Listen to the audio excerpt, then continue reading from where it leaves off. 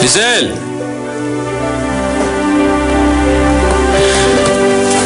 Lizelle! Gising ka na pala. Ang sarap pala ng hangin dito. Hindi ka man lang naghilamos na mukha. Saan ka ba nagpunta? Bakit? Obvious na ba? Hindi ako naghilamos. Oo, kaya. Tignan mo, may panis na laway ka pa. Ayun, oh. Hindi nga. Sige na, maghilamos ka na.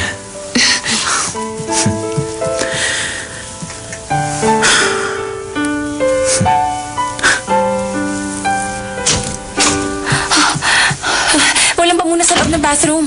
Eto, oh. Huwag kang malikot. Ano ba yun? Huwag kang malikot.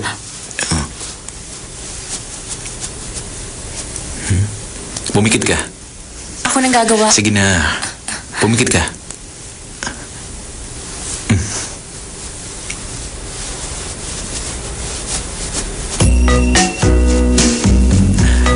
Oh, ayan.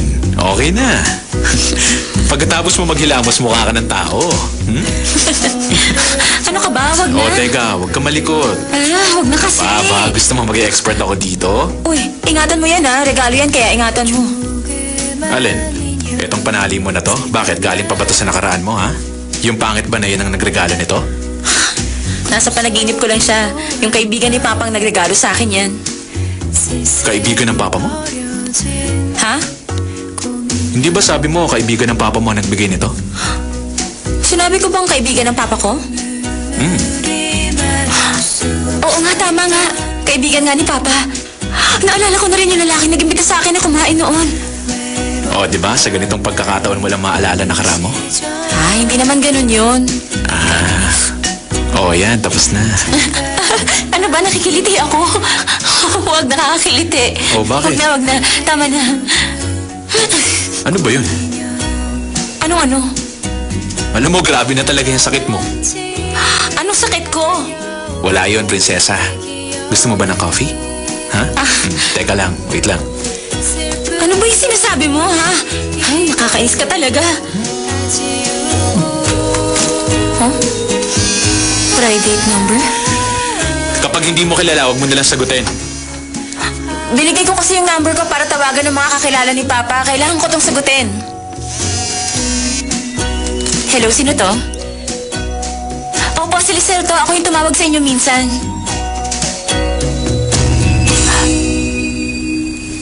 Ano?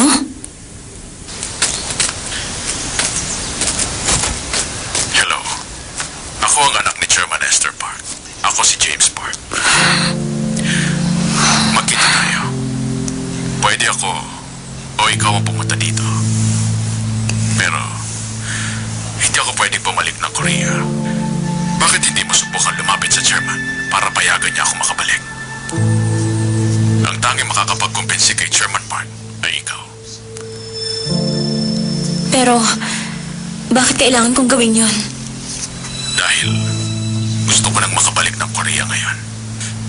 At higit sa lahat, gusto kong malaman mo ang totoo. Sabihin niyo, hindi ito totoo. Sabihin niyo ang totoo. Hindi po kayo ang dahilan kung bakit namatay ang papa ko. Mag-usap na lang tayo ng harapan. Hindi. Kailangan ko nang malaman ngayon. Ito rin ang bagay na matagal nang iniisip ni Ethan. Pakiusap, sagutin niyo ako. Nakikiusap ako, sagutin niyo ako. Hindi ako ang pumatay sa papa mo. Wala akong magagawa kung hindi ka maniniwala. Pero yan ang totoo. Isa lang yung aksidente. Kaya ako na ang nag-alaga sa'yo. Tama ba? Kayo ang nag-alaga sa akin? Makakapaghintay ang detalye sa pagkikita natin. Hello, Mr. Park? Hello, Mr. Park? Huwag niyo ako babaan, Mr. Park!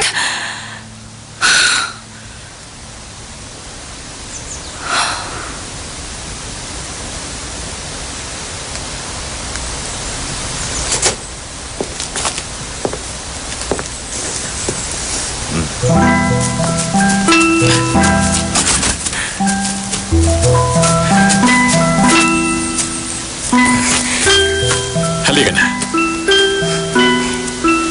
na, Lisel. Pumasok na tayo. Tayo na, halika. Pumasok ka na.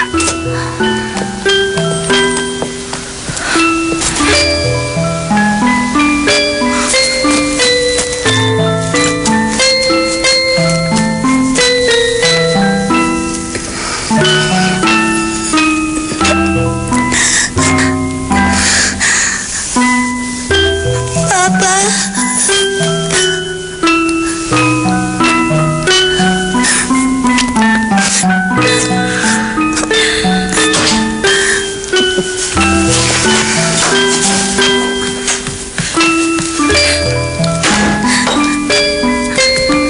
Bakit po hindi darating ang papa ko? Kailan siya darating? Sabi niya bumabalik siya pagkatapos ng 10 araw. Naka-10 araw na po ah. Magbibila po ba ulit ako? Tapos 10 araw na naman po ulit ang hihintayin ko. Bakit wala pa rin po siya? Hindi na babalik. Ang papa mo. Patay na ang papa mo. Narinig mo? Wala na siya. Hindi. Hindi totoo yung sinasabi niyo. Nagsisinungaling po kayo. Hindi totoo